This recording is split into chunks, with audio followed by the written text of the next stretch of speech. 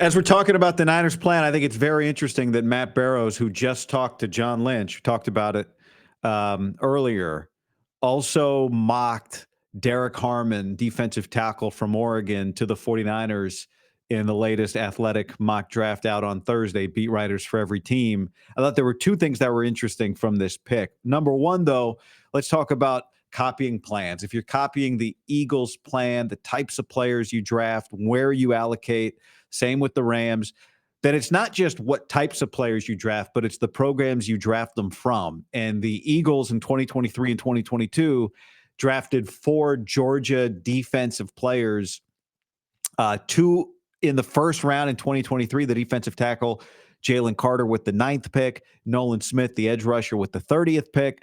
In 2022, Jordan Davis in the first round, defensive tackle from Georgia, linebacker Nakobe Dean in the 3rd round. These are all players that played for Dan Lanning at Georgia. And we know that Dan Lanning and John Lynch had dinner.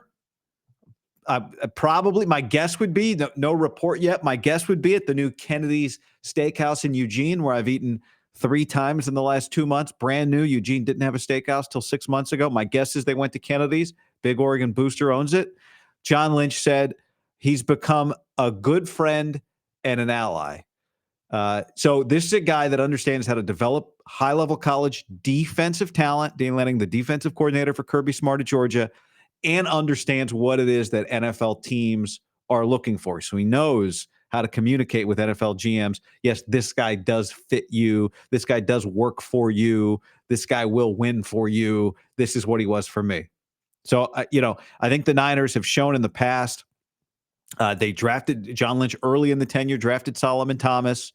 There is going to be a level, when you draft this high, a level of trust in somebody or some system or some relationship. When they drafted Brandon Ayuk, what did they have? They had deep insight on Brandon Ayuk because Herm Edwards was his coach in college, and John Lynch and Herm Edwards are very close. So the Niners, everybody does this, but I do think John Lynch really, they really value a friend and an ally with insight. And I think that's part of why this pick, Derek Harmon, is so interesting. Now, in this mock draft, a couple players who we talk about a lot for the 49ers are gone in this exercise. Mason Graham, a buddy of mine who is at Michigan, told me he's a surefire hit. What's interesting about Mason Graham, right? He doesn't have the requisite prototype arm length that the 49ers like. And I think it's interesting that Vic Tafur thinks he'd be a pick potentially for the Raiders at 6. I had one scout tell me recently he thinks Mason Graham will be available at 12. But I think it's interesting that a guy like Pete Carroll, what Vic Tafur is reading here when he reads the room, a guy like Pete Carroll says, I don't care about requisite arm length. Give me production. This fits just the mindset there. And then I think what's interesting is that in this exercise, Tyler Warren gets drafted by the Jets. I don't care about that as a prediction. What I care about is what Matt Barrows says. He says the Niners, in this exercise, the Niners would have traded down in this scenario, but the 2 most likely reasons for doing so, Tyler Warren and Ashton Genty, who this mock has going 10th to the 10th to the Bears, are gone. I said 12th. I meant the Niners pick at 11th.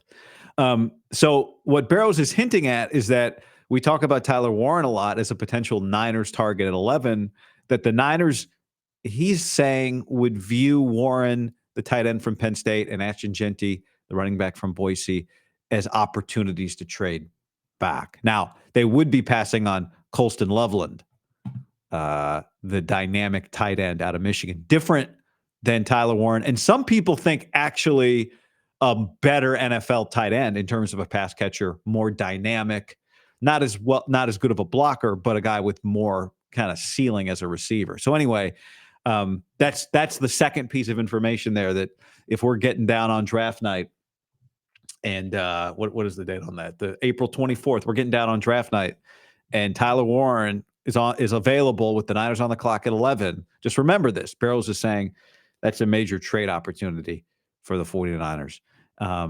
So defensive tackle, trust, This is somebody the Ravens would like. Daniel Jeremiah. Like, you got to put some of these pieces of the puzzle. Daniel Jeremiah mocked Derek Harmon to the Ravens. Well, Daniel Jeremiah worked for the Ravens. He knows the Ravens really well. Now, that pick is much later. That pick's in the 20s. But still, I think it's interesting when you kind of poke around, you go, who likes who? The Niners weren't the only ones with a big contingent at Oregon's pro day. The Packers had a contingent there. Brian Gutekunst, the general manager, was there. The West Coast has really lacked a program for several years that can turn out consistently blue chip defensive body types. Armstead and Buckner both came from Oregon the same year. Obviously, Lenore came from Oregon, but he's not a blue chip SEC body type. When you talk to college coaches, as I do, there's a lot of theories. One of the theories is that, believe it or not, people eat too good on the West. There's too much focus on health on the West Coast. And so you don't get these high school prospects that are as big and bulky and disruptive. I don't know if that's true, but you can't deny when you look at the top prospects that come out of college football, USC has not pulled its weight. But Oregon, first with Mario Cristobal, who got it rolling from a defensive, and offensive line. He did offensive line. But now you bring in an SEC guy like Dan Lanning, and now finally, for the first time in a long time, the West Coast has some SEC body types. And the proximity between San Francisco, Santa Clara, and Eugene allows for some relationship development. And so I just think I think there is some smoke here. I don't think this is random. I think it's interesting. And, like anything, a mock draft in March, there's so many moving parts. The odds that the Niners end up taking Derek Harmon at 11 are probably good for relative draft odds, but it's still probably, 15%, 20, even 20%, 1 in 5. That's pretty high. But I just think there's some smoke here. I think we should pay attention to what Barrows writes, and specifically the Dan Lanning connection, given that Dan knows how to find guys. I also thought, by the way, in this mock, I think this Shadeur to the Giants thing is interesting. Shadeur Sanders, the quarterback from Dion's kid. I did the Colorado spring game a year ago. It was the spring game right after the NFL draft last year, and talked to those coaches. Pat Shurmur, who coached for the Giants in the NFL.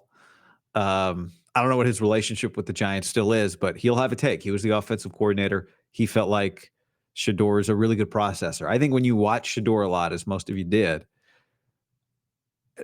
it's hard to gauge because he was behind such a bad offensive line. He held on to the ball a lot, and he tried to play make a ton.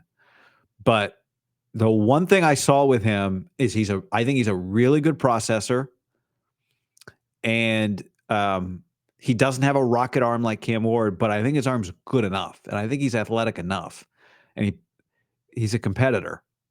So I'm bullish on Shadeur. I think him going really high, him going to New York would be a absolute home run for the NFL, be a massive home run for the NFL. But I do think he has some. I think you watch him and you go, where's his fundamentals? Is his footwork fundamental? Is his decision-making fundamental? But I think one thing he does have, and this is what I would always look like, Purdy has it. It's just one of the toughest things to gauge and find, is I think he's a really good processor, even though his offensive line sometimes he held onto the ball. So you wonder, is he a processor? I think he is.